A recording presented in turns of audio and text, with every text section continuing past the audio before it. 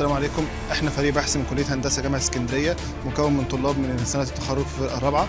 اشتغلنا على ميكانيكال فنتليتور بحيث يخدم المرضى بتاعه الكورونا فيروس عشان يساعد بلدنا في حاله الفيروس المستجد. اولا الجهاز بتاعنا بيشتغل على اكتر من سيستم بحيث ان هو يقدر يشتغل في العنايه المركزه او يقدر يشتغل في حالات الطوارئ اذا كان عندي مستشفى عاديه او عندي مستشفى ميداني او في البيت. ففي الحالتين انا بخدم في اذا كان هنا موجود او هنا موجود.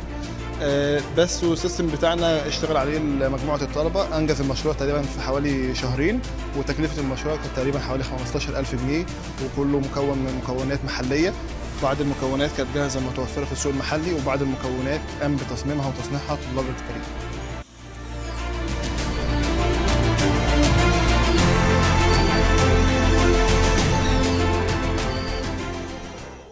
وضحنا قبل كده ان الجهاز بتاعنا مكون من 2 سيستمز مختلفين. انا دلوقتي هبدا اشرح سيستم النيوماتيك. دلوقتي الهواء بيبدا يجي من الخط بتاع المستشفى بتاع الكومبريسد اير على ريجوليتور، كمان الاكسجين بيجي برضو على الريجوليتور زي ده بالظبط. قلل الضغط اللي جاي من الكمبريسور للضغط المناسب في الرينج بتاع الجهاز بتاعنا المناسب للميديكال ابلكيشن بتاعنا.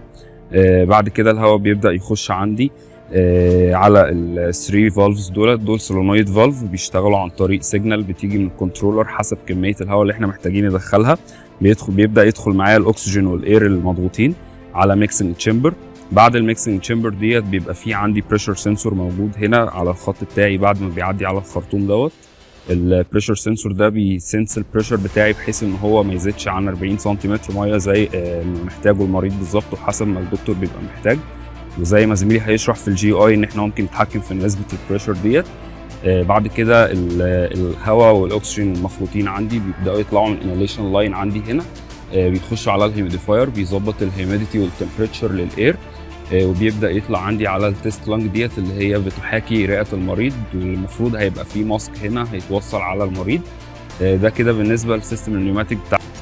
دلوقتي هشرح السيستم الثاني اللي هو لو مفيش خط سبلايد اير في المستشفى هبدا اشتغل على امرجنسي سيستم عندي في الجهاز بيعتمد على امبو باج على كومبريشن ميكانيزم زي ما شايفين هنا في الجهاز. الهواء بيتسحب عندي من الاتموسفير عادي بيدخل على الامبو باج مع خط اكسجين جاي مضغوط عندي.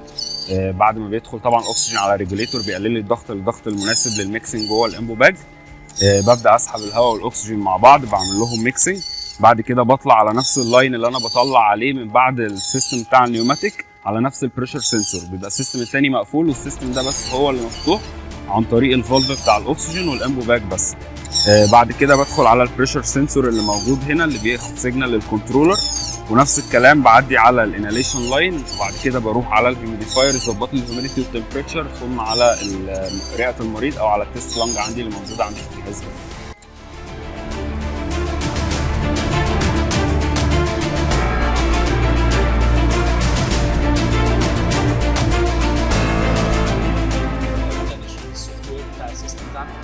وايه هي البارامترز اللي الدكتور يقدر يغيرها ببساطه جدا، وازاي بيقدر يتعامل مع السوفت وير. اول حاجه احنا عندنا 3 بارامترز الدكتور بيقدر يغيرهم. ايه هما؟ الماكسيمم انسبيراتوري بريشر، ده اقصى بريشر يقدر يوصل له الهواء في رئه المريض في مرحله الانسبيريشن.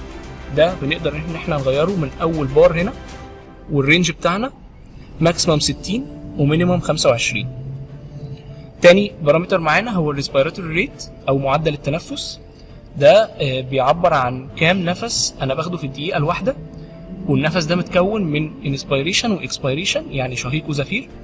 بيكون الرينج بتاعي من 10 لحد 40 بريس بير مينت.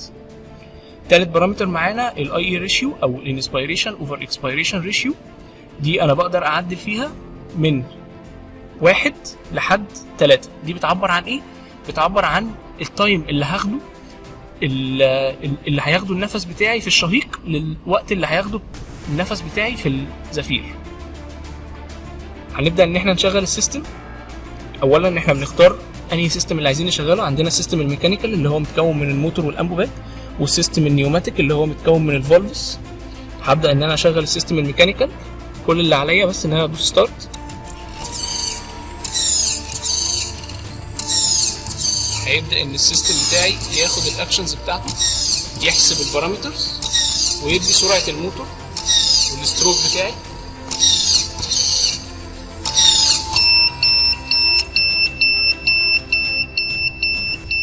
الالارم البريشر بتاعي عالي عن البريشر اللي انا كنت مظبطه في الماكسيمم انسبيراتوري بريشر، فادى الارم وبيوقف السيستم كله وبيقول للدكتور تعالى استني الدكتور لحد ما يجي ويوقف هو السيستم او هو يظبط السيستم تاني.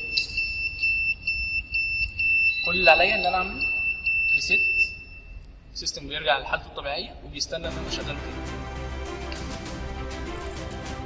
انا ظبطت الماكسيمم بريشر على 60 اللي هي الماكسيمم، وهبدا ان انا اشغل النيوماتيك سيستم. النيوماتيك سيستم اللي هو مكون من الفالفز.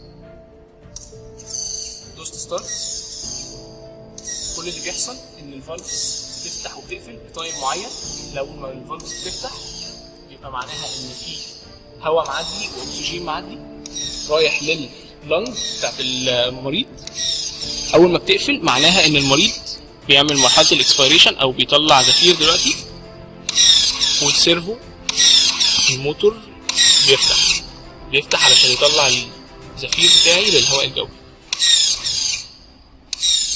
تاني مرحله في السوفت وير بتاعنا هي مرحله القرايات او ريدنج بيج. دي بيبقى موجود فيها القرايات بتاعت كل السنسورز وجاهزه ان الدكتور يشوفها. اول حاجه البريشر بتاعي، البريشر قد ايه دلوقتي في مرحله الانسبيريشن. تاني حاجه التايدال فوليوم. تالت حاجه الفلو ريت. رابع حاجه الاكسجين ريت. تالت مرحله معايا في السوفت وير هي مرحله الجرافس. انا هنا بقدر ارسم البريشر اللي كنت لسه بقراه في الريدنج سكرين. هنا بيرسم البريشر والوحدات بتاعتي بالسنتيمتر H2O، ويبقى الرينج بتاعي من 0 ل 60.